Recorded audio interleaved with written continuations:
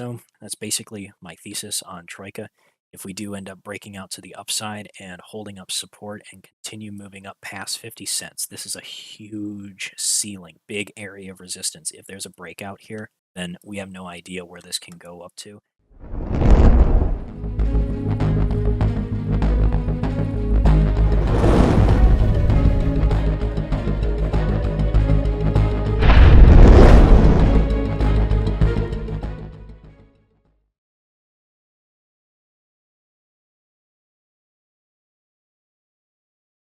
Good afternoon, everybody. My name is True Demon, and I am the Devil's Stockbroker. In this video, I'm going to be covering ticker symbol TRKA Troika Media.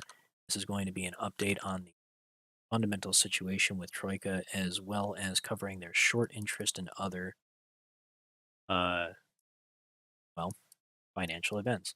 So, in the other video that we did just yesterday, there was some filing review that I did, and so far, what I'm seeing is that Troika's stock price has somewhat consolidated here.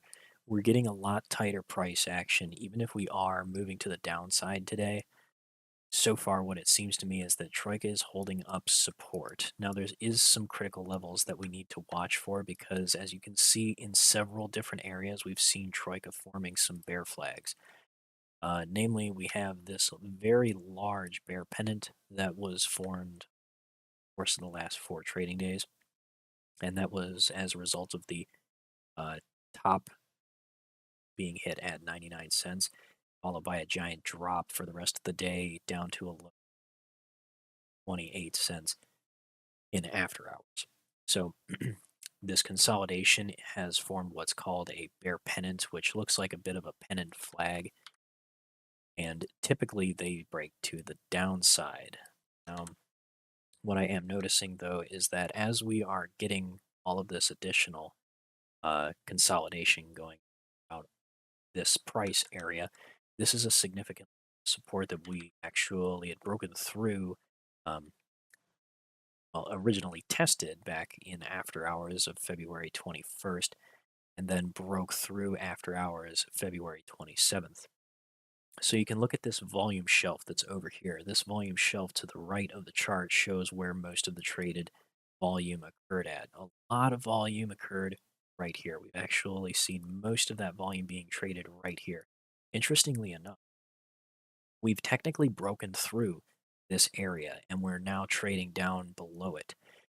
If this were a situation where the market had completely capitulated and the price was going to head further down, it already had the breakdown.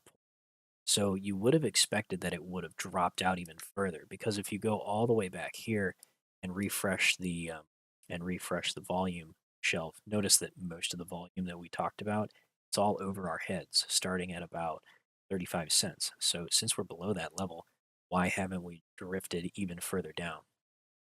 Part of that is I suspect that short sellers are a big driver of a lot of the volume down here. Most of these short sellers are trapped below this position of 35 cents. There's even more of them that are trapped down here at around 20 and 25 cents. Now, how do I know that? Well, the question became what does the short interest data say on Vortex? And after looking at all of those different factors, I came to the conclusion that most of the shorts that we're covering during the volatility to the downside, as well as the amount of volume that pushed us to the upside before that big drop, was actually recent shorts covering their positions. A lot of people have thought that because of the dilution that occurred, which I want to clarify, the dilution that occurred last couple of days was not the decision of the company.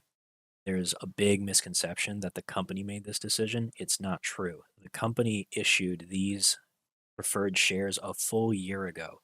These were convertible for an entire year. They were always on the table. So it wasn't the company's decision to convert them. There are terms to this conversion, but ultimately the decision lied with the companies who held those convertible shares. So it was up to them. Those companies that held that equity, they made the decision to convert those. And yes, that is a dilutive event because it raises the free float of tradable shares in the market. However, this does not necessarily mean that the shorts have covered. Let me explain why. First, I want you to focus on just one figure, just the utilization. The utilization represents the amount of shares that are available for lending in the market. Now, utilization, ever since we were trading in, let's go ahead all the way back, ever since we got to about 20 cents, the utilization was maxed out at 98%. That's where most of the shorts had completely maxed out their ability to borrow stock. Now, obviously, this wasn't the case because the on loan kept rising and it actually went exponential starting at February the 21st. And then you notice that utilization kept bouncing around. It's because utilization is not a hard and fast rule. The inventory can change. Brokers can go and find more shares and lift the ability to use and lend out more shares. And this allows for large institutions like market makers and broker dealers to borrow more shares or lend out more shares and increase their ability to provide liquidity to short sellers. It's not always used for shorting. Sometimes it's used for liquidity for market makers in order to make a market. But regardless, the amount of shares that are on loan went up exponentially, and now we are back to a point where we are at 26.99 or 27 million shares on loan. This is actually still higher than the peak back in early February when Troika started getting a little bit tension and volatility in its stock when it was trading sub 25 cents. Now, interestingly enough, there's something else that's still going on that a lot of people are not paying attention to, and that is the fact that the short exempts have continued to remain very, very high relative to the traded volume. So if you look at the FINRA volume, notice that we had an absolute metric ton of volume on Tuesday, March 7th, and even still, we had quite a bit of volume on the 8th, the day after the drop. Now look at the short exempt volume. Short exempt volume went absolutely sky high, but it's moving down much slower than than the regular FINRA recorded short volume. So this is very interesting, and I'm going to show you another chart in just a second. This is FINRA's short exempt stats. The short exempt ratio for the last 3 days has remained above 6%. This is unusually high ratio. And if you're seeing this for the first time, short exempts are simply just short shares that have been exempted from the locate and the uptick rule, something that only market makers are allowed to do. And this ratio of 6% refers to the amount of short exempts versus just regular short volume. Over here on the right, on this column, you can also see short exempt volume divided by total volume. That represents how much of the total volume for the day was done with short exempts. More than 3% is a extremely unusually high amount of short exempts versus the price. What you'll notice is that if we go back to this day here, this was March the 1st when Troika stock actually had started their low on the day at 37 cents and blew up. They actually opened at 39 cents and they blew up to a high of 48 cents on the day that the short exempts over total volume exceeded 3%. Following day after that, Troika blew up to a high of 59 cents and closed at 53.8 cents.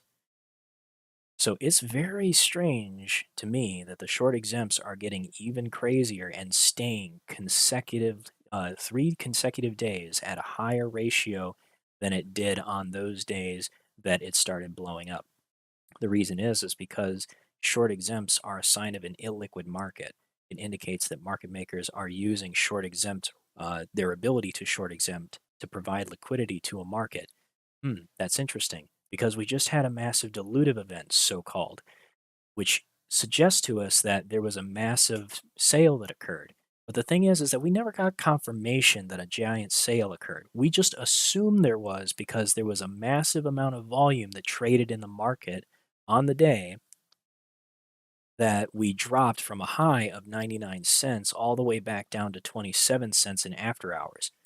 Recent short sellers took advantage of that and they started covering, but they'd actually been covering on the way up in the chart. If I could bring you back to Troika for just a second, let's go ahead and take a look at the short interest in real time as we were going. So I'm going to take away utilization. I'm going to leave the on loan, take away days to cover. And instead, we're just going to look at the Ortex estimated short interest.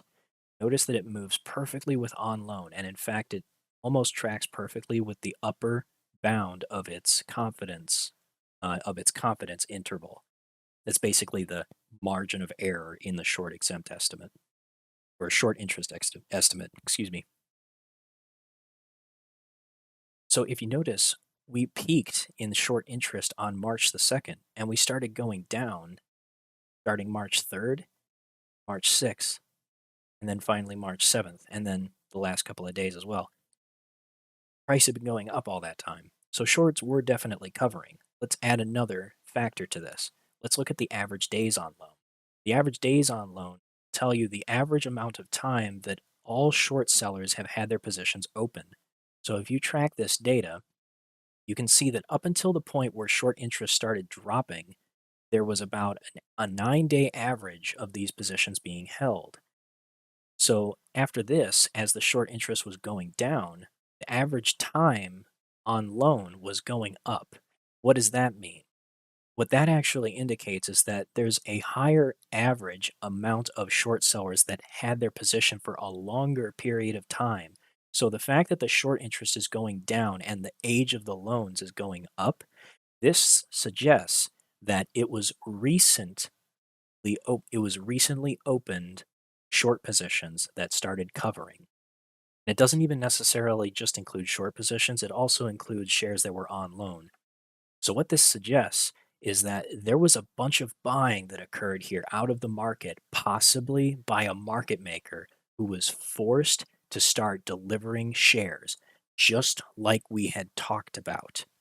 And remember, when I say that market makers need to deliver shares, it's because of that T plus 6 rule, where if they start failing to deliver a massive amount of shares, then they get penalized big time.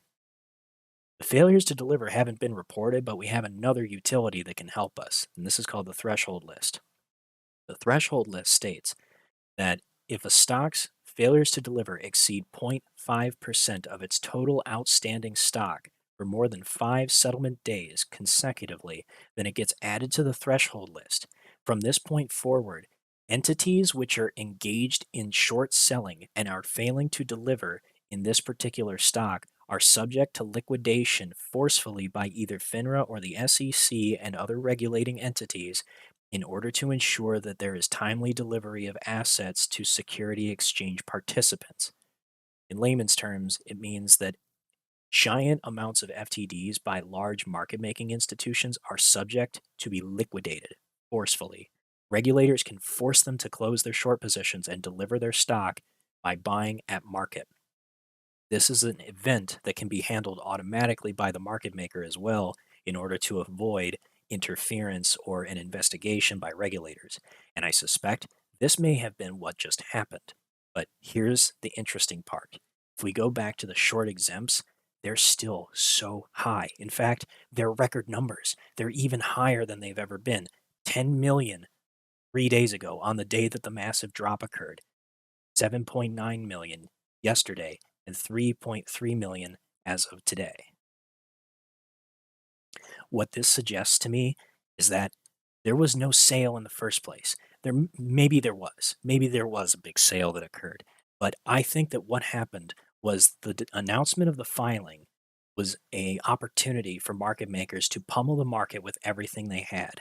I think that they were being forced to buy shares at market price in order to prepare for something like this to happen. They were forced to deliver some of their shares that all these short exempts were forcing them to go into FTD status. Because of those failures to deliver, the market maker can get into a lot of trouble and face a lot of regulatory fines. To avoid that, they had to deliver real shares, but they still haven't covered their full position. And then the filing came out, which announced the financial status of the company. Then a whole bunch of FUD started getting printed at the same time. And from that moment forward, Troika was moving down constantly. I think that it's just a little bit too perfect of a coincidence that all of these things transpired. And the fact that the 10KT filing wasn't actually very bearish suggests to me that this was a massive overreaction by the market. But there's also the possibility that it was an orchestrated event trying to force retail to panic and capitulate. And I do think that to an extent it worked. But there's still shorts that are in their positions. We still have 6% of the short interest of the free, excuse me, there's still 6% short interest of the free float, according to Ortex. Now, I know this number has dropped. That is because the float has increased. When you divide by a bigger number, that result goes down. So because the float increased, the amount of shorts that we are dividing by has now decreased. It's a smaller portion of the float. I hope that makes sense.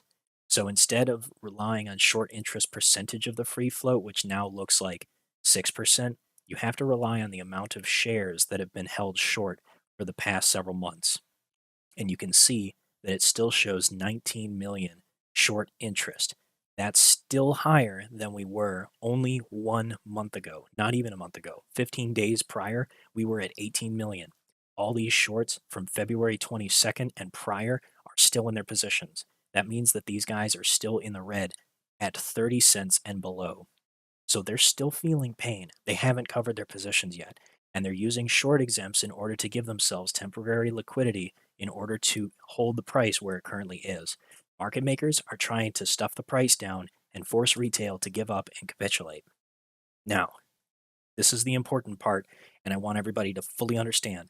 This is absolutely not financial advice. What I'm about to say suggests an extremely high risk trade, and you should not engage this unless whatever you put into the play, you are prepared to lose. This is high risk trading, and I don't suggest that people do this. It's dangerous, okay? You're talking about fighting a very large entity, big institutions with a lot of money. But these guys are using short exempts, i.e., shares that don't exist, in order to deliver stock. Now, they're going to have to deliver those at some point. If they keep using these short exempts and they can't get them at a lower price, they're going to bury themselves even further. This can actually create a rubber band effect. This could actually create a springboard for the stock to go even higher than it did back on March 7th. Allow me to be very, very clear. None of this is guaranteed to happen. In fact, the possibility is very slim because it relies very heavily on a lot of different factors and a lot of individual traders making a mutual decision to buy a single stock that has just dropped by a massive margin. That is not a normal event to happen in this market. And right now, the overall broader market is suffering massively. The entire SPY and everything else is going down and is likely to continue in that trajectory for the foreseeable future. Financial conditions for the economy are terrible right now. So, what this trade entails is very, very, very risky. I want nobody to be under any other assumptions that this is a high risk trade. So, if you decide to buy Troika Media, you are taking the risk that whatever you put into it can be evaporated instantaneously before you can ever exit your position. That is the risk of the market. That is the possibility that is in front of you and everybody else. So make sure that you understand that and you bear that in mind whenever you make your trading decision of whether to stay, go, or just not trade at all. And just as a matter of full disclosure, I've been averaging back down onto my positions. I have picked some shares up at approximately 35 cents on average. So again, my position's not very big. Whatever trading I do is not even remotely close to move the market. I'm basically one of the smallest traders out here doing this kind of stuff, but it is there. Okay. So know that I've put some money in this trade just because I'm interested in what happens and I see there is some possibilities. But I just don't want anybody to be under the assumption that I think that this is a certainty or that, anything like this is guaranteed to happen. For technicals, keep an eye out on this double top formation. If we end up failing to break out at 40 cents and then come back down, then it's likely that Troika is going to start moving back below 25 cents and then shorts can start covering in this area. Once it gets down to here, shorts can get out for basically break even. If it goes further than that, then they'll be profiting. but shorts bailout point, or their target, I estimate, is below 24 cents, because this is where most of the short interest started forming up, is below this price. So that's basically my thesis on Troika. If we do end up breaking out to the upside and holding up support and continue moving up past 50 cents, this is a huge ceiling, big area of resistance. If there's a breakout here, then we have no idea where this can go up to. The assumption would be that it would need to start testing this resistance, and then I don't know. We see what happens from there. Maybe cup and handle. I don't know. It's a whole lot of speculation. There's no way for me to know. So please, please, please, please, please be careful if you guys are going to keep trading this, okay? This became a huge uncertain stock from the moment that we had this big move to the downside. So just be aware that at any time this thing can drop out even further than it already has. So don't put in any ridiculous sums of money, and if you are already got something that's big on the table, then you got to do what's right for you, and nobody should feel bad about protecting themselves financially, because we have a responsibility to ourselves and our families first and foremost. That's all I got for you guys in this video. I look forward to seeing you in the next one. But until then, have a hell of a time in the stock market. Thank you guys so much for tuning in to watch this video. If you enjoyed the content and you found this information helpful to you in your own trading strategies, be sure to leave a like on the video. It helps out the YouTube algorithm and helps us reach out to others who need this information too. Be sure to subscribe if you want to see more. And if you're not a member of Hell's Trading Floor already, consider joining our Discord by joining us at hellstradingfloor.com, which will allow you to sign up for our Discord at discord.gg/hellstradingfloor. Thank you guys so much for watching, and I look forward to seeing you in the next one. Until then, have a hell of a time in the markets.